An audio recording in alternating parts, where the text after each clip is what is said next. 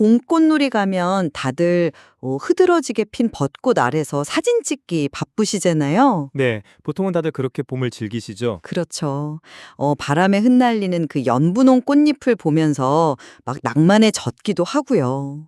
그런데 만약에 그 눈부시게 아름다운 꽃잎들이 사실은 사실은요? 괴물들이 쏟아져 나오는 주용문을 막고 있는 한 남자의 찢겨진 살점이라면 어떨까요? 와, 시작부터 묘사가 아주 섬뜩하네요. 네, 다채로운 관점으로 텍스트의 이면을 탐구하는 지적 담론의 장, 더 디베이트에 오신 것을 환영합니다. 반갑습니다. 오늘 우리가 해부할 텍스트는 바로 제주 한라산 깊은 동굴에서 시작된 왕벚꽃 전설입니다.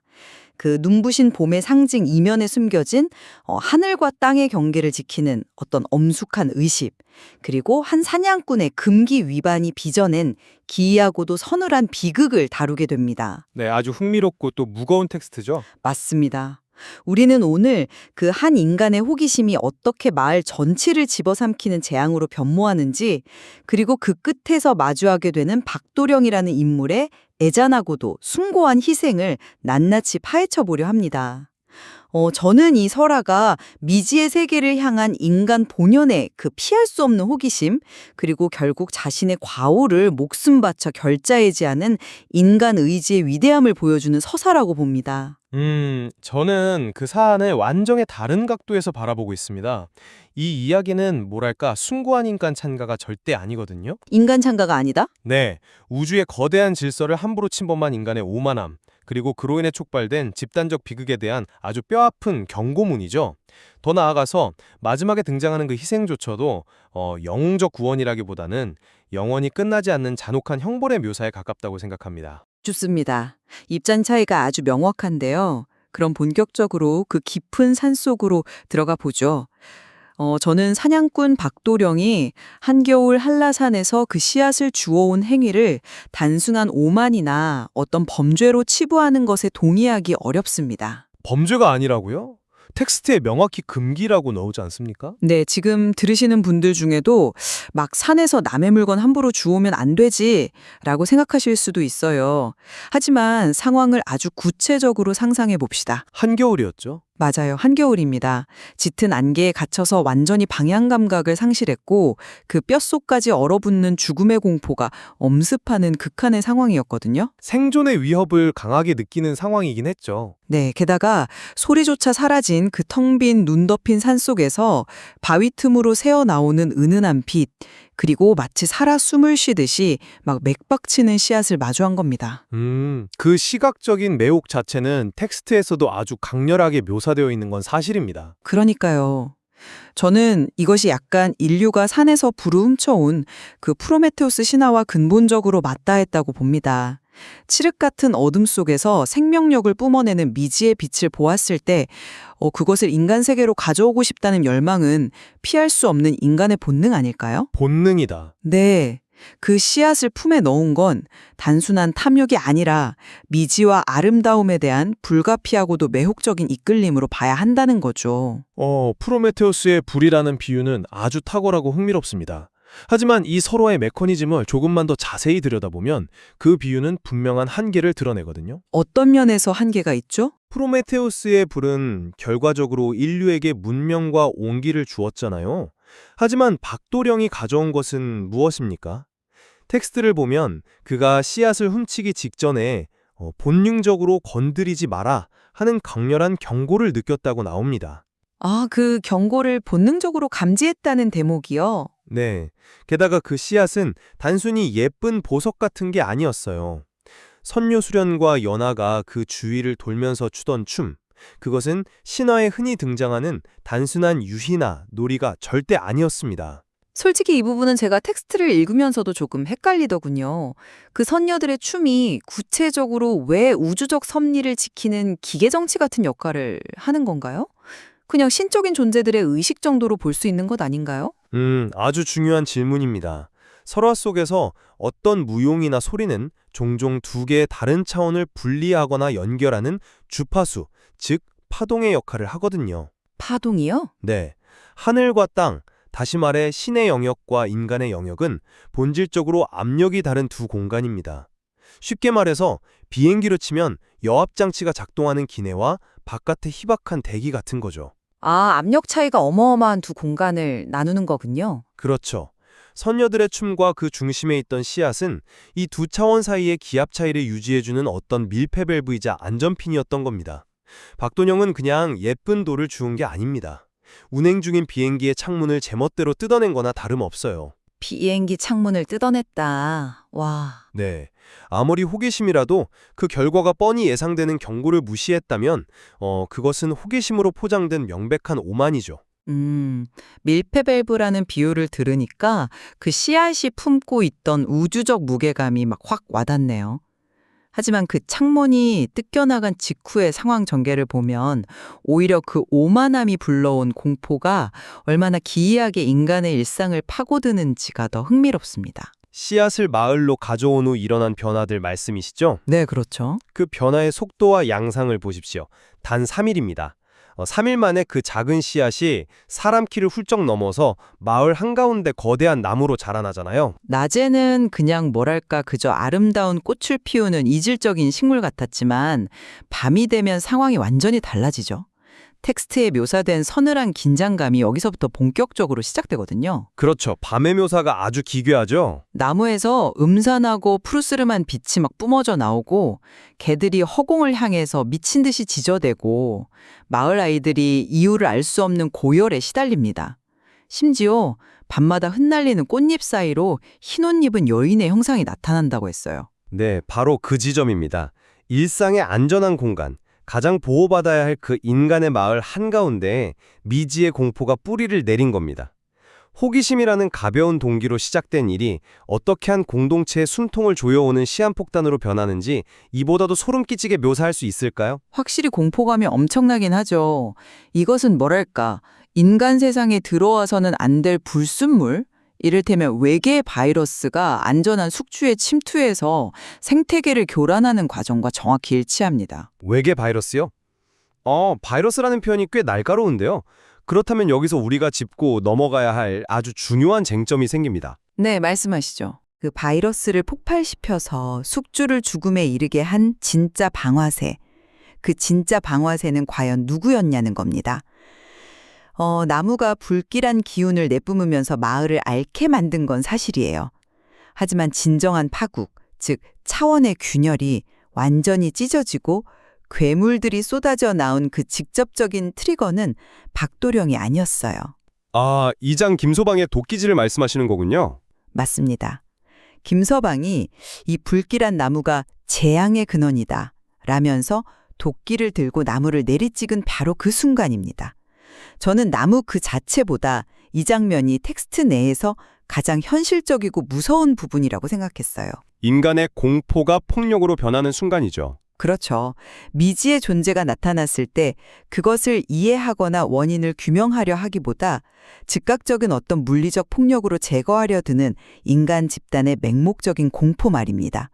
도끼가 나무 껍질을 퍽 하고 파고들 때 나무가 마치 짐승처럼 비명을 지르고 그 틈새로 검은 기운이 막 쏟아져 나오는 시각적 공포는 정말 압도적입니다. 시각적으로 압도적인 거 동의합니다. 이것은 결국 인간의 무지와 폭력성이 부메랑이 되어서 걷잡을 수 없는 참사를 낳는 메커니즘을 보여주는 것 아닐까요? 김서방의 도끼질이 물리적인 균열, 즉 마지막 봉인을 깬 행위라는 점은 팩트입니다. 하지만 그 행동을 단순한 무지와 폭력성으로 매도하는 것은 좀 결과론적인 해석 같아요. 결과론적이다. 네, 아까 제가 든 바이러스 비유를 다시 가져와 보죠. 몸에 치명적인 바이러스가 들어와서 염증이 생겼을 때 백혈구가 그것을 공격하는 것은 생존을 위한 아주 본능적인 방어 기제입니다. 아, 김서방을 백혈구로 보시는 거군요. 그렇죠. 김서방의 행동은 통제력을 상실한 낯선 위협 앞에서 공동체를 지키고자 발버둥쳤던 인간 사회의 자연스러운 면역 반응이었어요. 애초에 몸 밖에서 들어온 그 바이러스잖아요. 선여 수련이 차원의 틈새에서 나타나서 인간들을 꾸짖는 대목을 보십시오. 어떤 대목이었죠? 인간이 근기를 깨트려 하늘과 땅의 경계가 무너졌다. 이제 두 세계는 하나로 뒤섞여 파멸할 것이다. 라고 하죠. 그녀의 그 서늘하고도 차가운 선언은 애초에 안전핀을 뽑아버린 단 한 명, 박도령을 향해 있습니다. 김서방의 도끼질은 그저 예정된 파국의 연쇄 반응 중 마지막 도미노 하나가 쓰러진 것에 불과해요. 원인 제공이라는 측면에서 박도령의 책임을 완전히 부정할 수는 없겠네요. 하지만 역설적으로 그 막중한 책임감 때문에 결말부에서 박도령이 보여주는 선택이 그토록 벅찬 감동을 자아낸다고 생각합니다. 감동이요? 네, 파멸의 한가운데를 상상해 보십시오. 무너진 하늘과 땅의 경계에서 막 시커먼 어둠이 잉크처럼 번지고 형언할 수 없는 귀귀한 괴물들이 쏟아져 나옵니다. 마을 사람들은 모두 패닉에 빠져서 도망치기 바빴잖아요. 뭐 아비규환 그 자체였겠죠. 그런데 그 지옥도 속에서 박도령만이 멈춰섭니다. 씨앗을 가져온 자가 중심이 되어 봉인을 세워야 한다라는 텍스트의 구절과 함께 그는 깨달음을 얻습니다. 자기가 도망치면 이 마을은, 아니 인간 세계 전체가 끈이 난다는 것을요. 그리고는 강렬한 빛이 터져나오는 그 끔찍한 차원의 균열을 향해서 묵묵히 걸어 들어갑니다. 저는 이 장면이 인간이 도덕적 주체로서 어떻게 스스로를 구원하는가를 보여주는 완벽한 은유라고 봅니다. 그가 도망치지 않고 균열로 걸어 들어간 행위 자체의 어떤 비장함은 저도 인정합니다. 하지만 그 결과로 벌어진 현상을 우리가 조금 더 냉정하게 분해해 볼 필요가 있어요. 나무에 손을 대는 순간 그의 육체가 조각나는 장면 말씀이신가요? 네. 왜 하필 그의 피와 살이 수만 장의 꽃잎으로 부서졌을까요? 그리고 왜 그것이 균열을 메우는 봉인이 되었을까요? 글쎄요. 아주 시적인 은유 아닐까요? 신화적 섭리에서 보면 물리적인 틈을 메우기 위해서는 그 틈을 만든 주체와 동일한 질량의 에너지가 필요합니다. 인간이 훔쳐간 우주의 에너지를 되돌려 놓기 위해서 그 인간의 육체와 영혼 전체를 그냥 갈아 넣어 틈새를 메운 겁니다. 아니, 그건 너무 잔혹하고 기계적인 해석 아닌가요? 잔혹하지만 그게 텍스트가 보여주는 현실이죠. 저는 한 사내가 눈부신 벚꽃잎으로 막 산산이 부서지면서 어둠을 덮는 그 장면에서 말로 다 할 수 없는 애잔함과 아름다움을 느꼈거든요. 아름다움이요? 네. 그 꽃잎들은 찰나에 피었다지는 연약한 것들이지만 수만 장이 뭉쳐서 지옥의 문을 닫아버리잖아요. 자신의 생명을 내던져서 마을의 평화를 되찾아준 너무나도 숭고하고 눈물겨운 속죄의 의식이었습니다. 그렇게 낭만적으로 바라볼 수만 있다면 참 좋겠지만 텍스트의 마지막 문장들이 진하게 남기는 그 서늘한 여운을 절대 무시해서는 안 됩니다. 서로의 결말을 떠올려 보시죠. 결말이요? 사건이 일단락된 후에 마을에 평화가 찾아온 것처럼 보이지만 정말 끝난 걸까요? 바람이 세게 부는 밤마다 흩날리는 그 수많은 벚꽃잎 사이로 누군가 아주 슬픈 눈으로 마을을 지켜보는 듯한 형상이 보인다고 했습니다.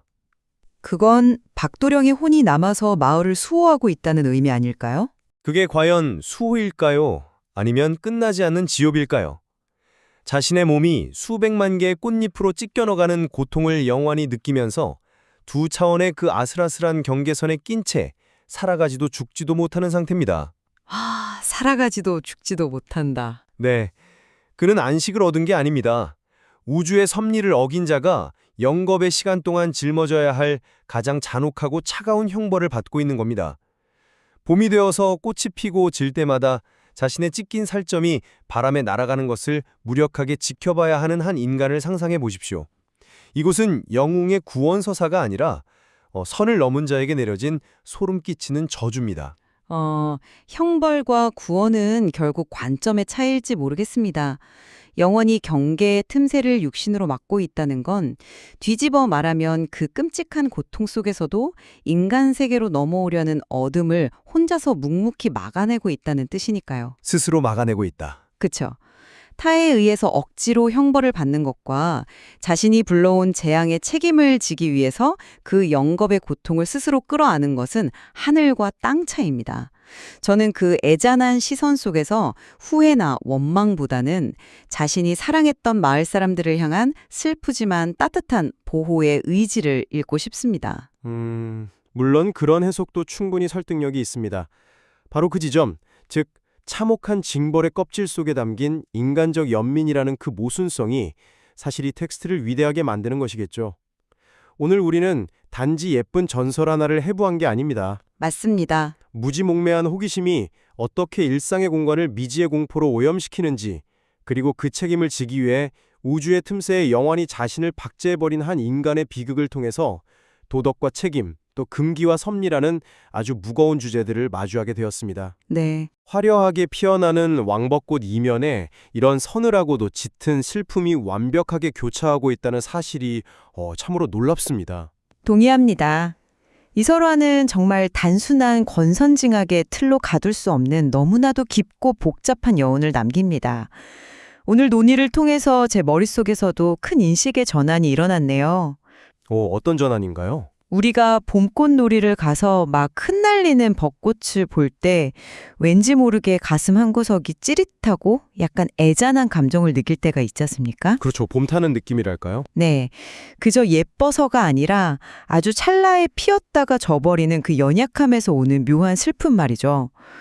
오늘 디베이트를 거치면서 문득 그런 생각이 들었습니다. 혹시 우리가 느끼는 그 알 수 없는 우울감과 애잔함이 우리 유전자 깊은 곳에 각인된 이 신화적 기억 때문은 아닐까 하고요. 무너졌던 하늘과 땅의 경계를 힘겹게 붙잡고 있는 한 인간의 그 애잔한 피와 살의 파편을 우리가 은연중에 느끼고 있다는 말씀이시군요. 아주 흥미롭고 문학적인 통찰입니다. 확실히 앞으로는 봄바람에 날리는 꽃잎을 예전처럼 마냥 가벼운 마음으로만 바라보지는 못할 것 같습니다. 그렇습니다. 청취자 여러분도 다가오는 봄, 한라산 중턱이든 집 앞 공원이든 그 흐드러지다 핀 왕벚꽃을 마주하시게 된다면 잠시 걸음을 멈춰보시기 바랍니다. 네, 꼭 한번 그래 보셨으면 좋겠네요. 그리고 바람에 흩날리는 그 눈부신 꽃잎들의 춤사위를 보면서 그 속에 깃든 두세 개의 아슬아슬한 경계와 틈새를 온몸으로 막아선 한 사냥꾼의 서늘하고도 애잔한 시선을 떠올려 보십시오. 이 꽃잎이 인간 의지가 빚어낸 숭고한 희생의 흔적인지 아니면 우주의 섭리를 거스른 자의 영원토록 멈추지 않는 잔혹한 형벌의 눈물인지는 이제 이 텍스트를 마주하는 여러분 각자의 몫으로 남겨두겠습니다. 치열하고도 깊이 있었던 오늘 더 디베이트는 여기서 깊은 여운과 함께 인사드리겠습니다.